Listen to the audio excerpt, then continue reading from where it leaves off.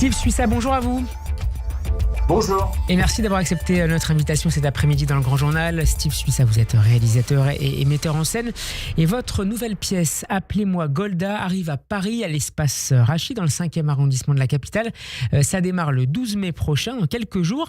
Un seul en scène sur Golda Meir, figure historique de l'histoire politique de l'État d'Israël, première ministre notamment, incarnée par Valérie Zarouk. Le texte est signé Michel Langlinet, 12 et 13 mai, puis 16 et 17 juin à Paris. Pourquoi, d'abord, Steve Suissa, avoir voulu braquer vos projecteurs sur la figure de Golda Meir?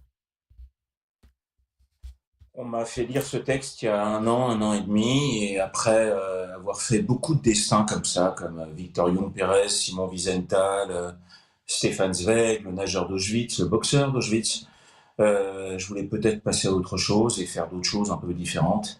Et quand j'ai lu le texte de Michel Langlinet, je suis tombé amoureux du texte, parce qu'en fait, il y a quelque chose de profondément humain dans ce recueil de 250 interviews de Golda Meir, ramassées, recueillies par Michel Langlinet, qui nous donne tout l'envers du décor. Et c'est toujours ce qui est très intéressant. C'est-à-dire que cette femme qu'on a pris pour la Dame de Fer toute notre vie, qu'on a cru invincible, nous raconte ses failles, nous raconte sa rencontre avec son mari, nous raconte avec son histoire avec son couple qu'elle a complètement sacrifié, nous raconte tout ce qu'elle a fait pour un État, et je trouve que c'est un destin de femme sublime. Et je pense que nous, on ne sait pas à quel point, dans l'intimité, dans la force et dans le quotidien de tous les jours, cette femme est remarquable, et l'écho de ses textes, l'écho de son analyse, l'écho de sa vie, l'écho de son combat ne sont aussi modernes et aussi palpables que dans la période dans laquelle nous sommes. Quelle image aviez-vous jusque-là, Steve Suissa, de Golda Meir, qui a été donc première ministre à partir de 1969 et jusqu'au lendemain de la guerre du Kippour, d'octobre 73, on y reviendra peut-être tout à l'heure. Quelle image avez-vous avant de lire ce texte de Michel Langlinet? Une femme forte, résignée, engagée, presque sans état d'âme, pour oser être un Premier ministre dans la politique en Israël et être une femme à cette époque-là, je pense qu'il fallait être presque irraisonné, et surtout des figures historiques. C'est-à-dire que quand même on regarde le dernier film au cinéma qui a été fait avec Hélène Mirren, c'est un film qui nous parle pas du personnage, qui nous parle pas de l'intimité de Golda Meir. C'est une fresque historique.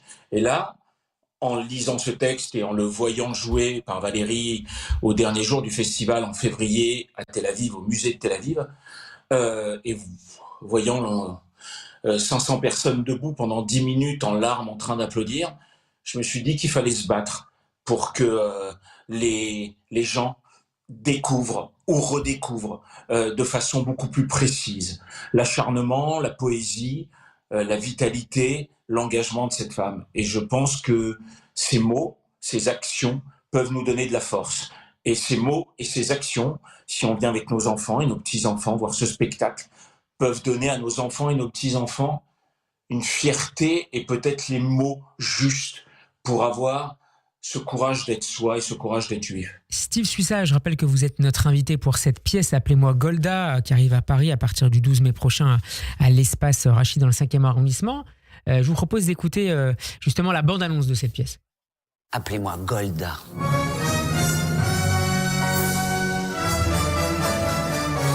Vous me trouvez très masculine? Ben Gurion, notre Premier ministre, s'en privait pas. Pour lui, j'étais le seul homme de son gouvernement. C'était top et ça a permis d'en apprendre plein de choses sur la vie de Golda et génial. Maurice Meyerson, un doux poète. Alors j'ai craqué. J'étais marié! J'ai adoré, c'était vraiment incroyable. L'actrice était juste phénoménale. C'est la terre promise. Il y a tout à faire et on va s'en occuper. Vendredi 14 mai 1948. C'est la déclaration d'indépendance de l'État d'Israël. Dans ma vie, j'aurais connu 5 guerres. Je suis orpheline de mes 2650 enfants morts au combat. Impressionnant, puissant, magnifique, émouvant. Shalom ma terre, arrachée à l'histoire. Shalom mon peuple. Le son du chauffard. C'est si bon pour partir. Steve Suissa, est-ce que Golda Meir a souffert de cette image de dame de fer, de pionnière intransigeante? Je pense, mais vous savez, je pense que les gens les plus intéressants sont des gens souvent et forts et très fragiles. Et les gens très forts sont souvent très fragiles. À part que, à force de prendre des coups, surtout dans un milieu comme la politique, à mon avis, elle s'est faite une carapace. Et ce qui m'a profondément bouleversé dans ce texte, et la raison pour laquelle j'ai voulu lui donner vie, c'est que tout d'un coup on voit le côté fragile. Il y a une scène où elle parle à son petit-fils alors qu'elle est redescendue sur Terre et qu'elle n'est plus là. Hein, et qu'elle regarde son petit-fils et qu'elle se met à pleurer et qu'elle lui donne les clés du pays pour qu'il se batte pour qu'un jour il y ait une entente ou dans le rêve le plus fou une paix. Une honnêteté totale par rapport à elle-même, par rapport à ce qu'elle a réussi comme ce qu'elle a échoué. Et un amour profond pour sa terre avec tout ce qu'il y a eu parfois de plus maladroit. Et c'est une déclaration d'amour à Israël, ce texte. Et je trouve qu'en ce moment, plus il y a d'antisémitisme, et plus on a envie d'être sioniste.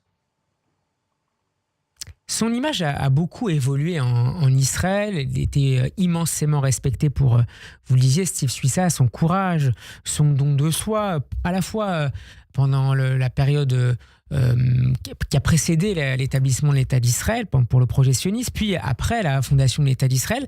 Elle a par contre été beaucoup critiquée par la suite, après la guerre de Kippour de 73. On lui a reproché d'avoir négligé les rapports du renseignement qui indiquaient l'imminence d'une attaque égyptienne et d'avoir refusé en outre de lancer une opération préventive au matin du 6 octobre 73. Depuis, notamment grâce à la publication de nouvelles archives, les choses tendent à évoluer à nouveau plus favorablement pour elle. C'est une figure qui a toujours beaucoup intéressé les Israéliens. Bien sûr, parce que je pense que c'est une figure qui a fasciné les Israéliens, dans tout.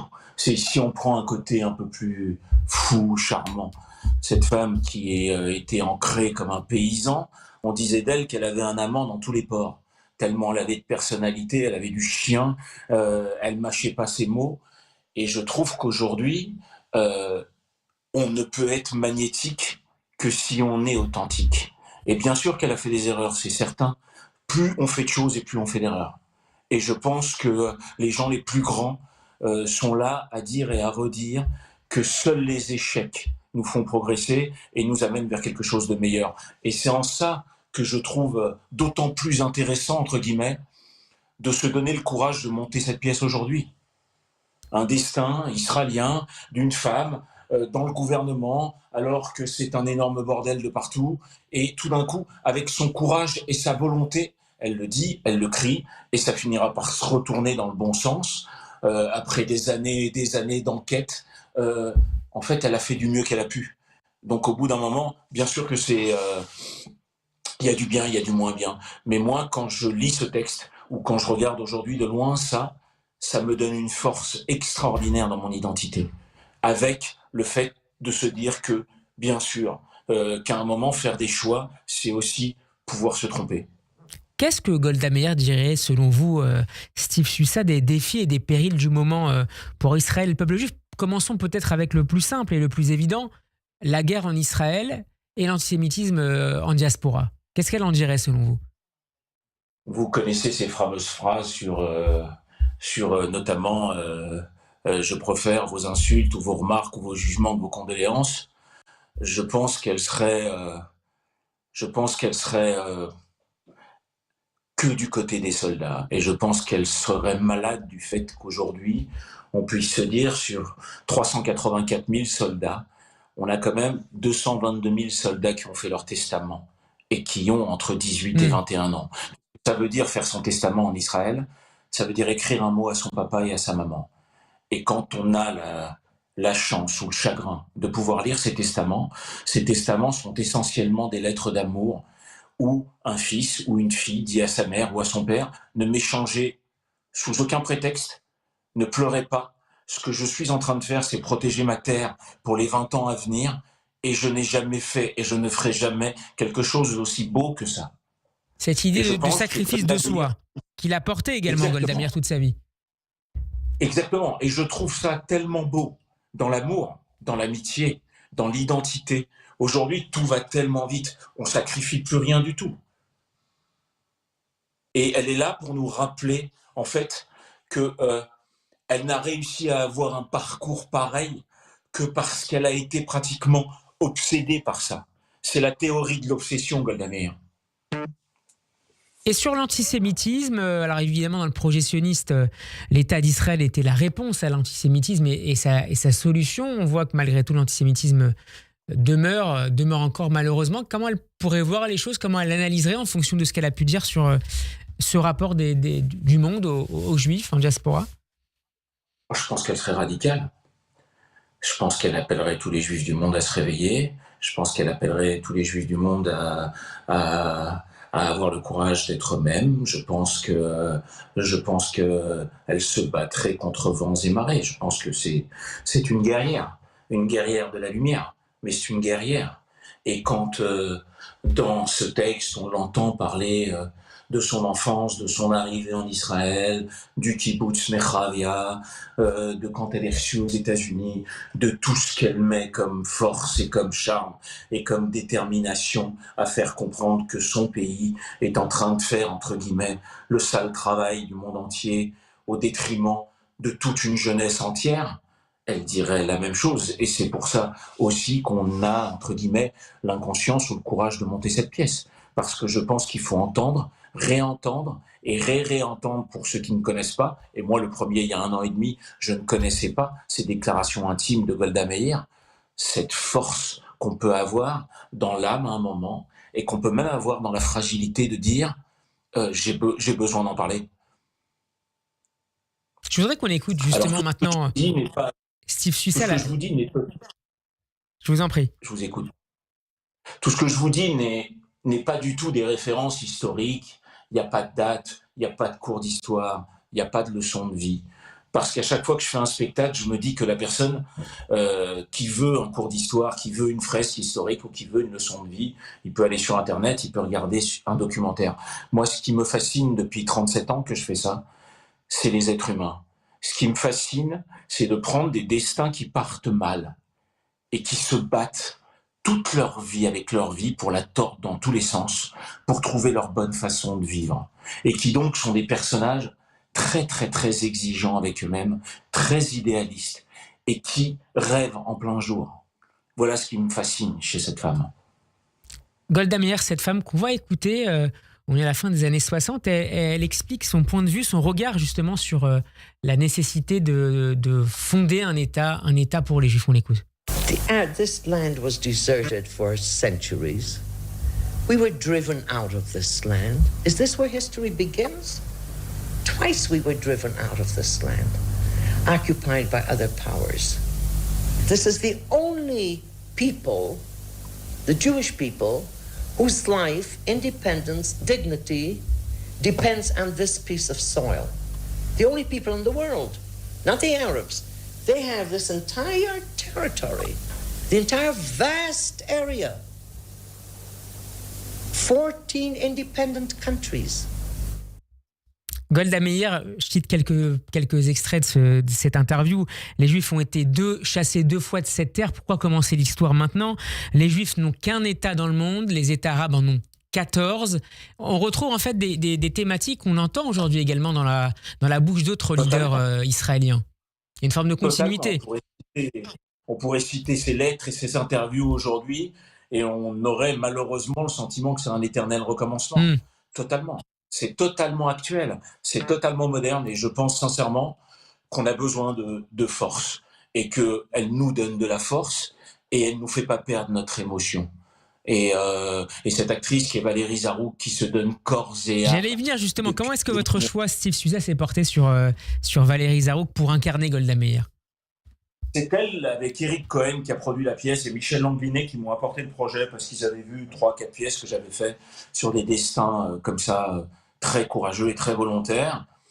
Voilà, après, de travailler avec moi, c'est pas forcément facile. Mais, pourquoi parce que je lâche rien et parce qu'aujourd'hui, elle a le collier de Golda, elle a sa robe, elle a ses chaussures, elle a écouté 300 interviews pendant 1 an et demi, elle est totalement elle, et ça commence 3 heures avant et ça redescend que le lendemain.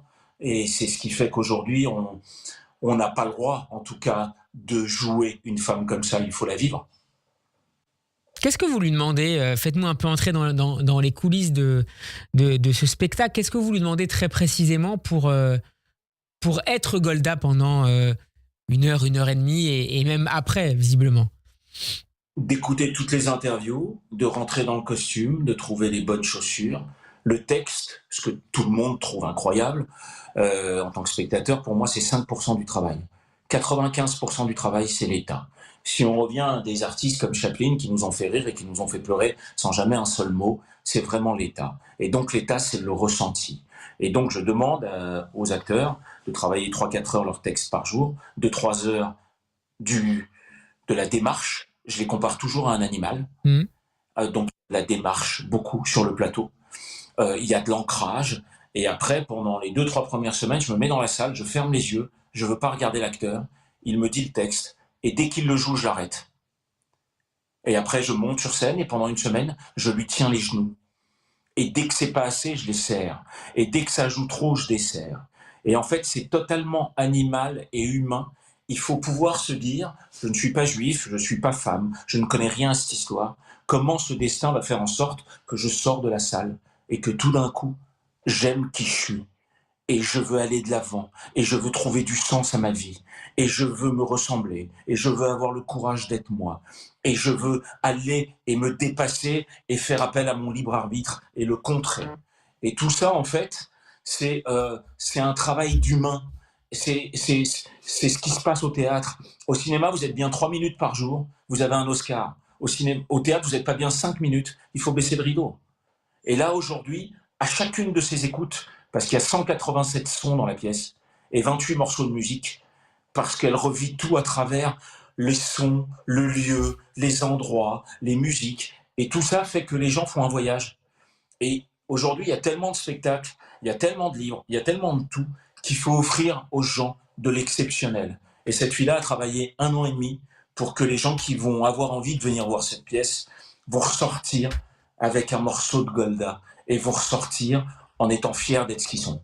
Alors je rappelle les dates, Steve Suissa, de cette pièce, appelez-moi Golda, 12 et 13 mai, 16 et 17 juin, à l'espace Rachi dans le 5e arrondissement. Est-ce qu'il reste encore des places, notamment pour la première? Il reste quelques places sur le 12-13 mai, je vous conseille de les prendre très vite.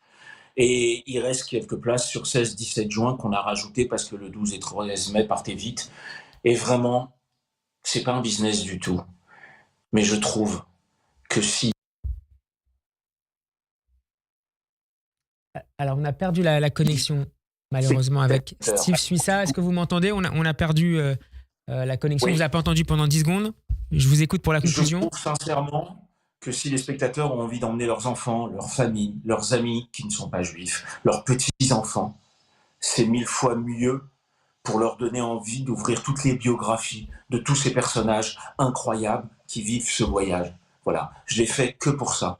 Je l'ai fait tout d'un coup pour se dire, ça va nous donner de la force de voir cette femme qui ne lâche rien. Merci beaucoup Steve Suissa d'avoir été avec nous pour cette pièce Appelez-moi Golda. À très bientôt sur Radio J. Shabbat Shalom.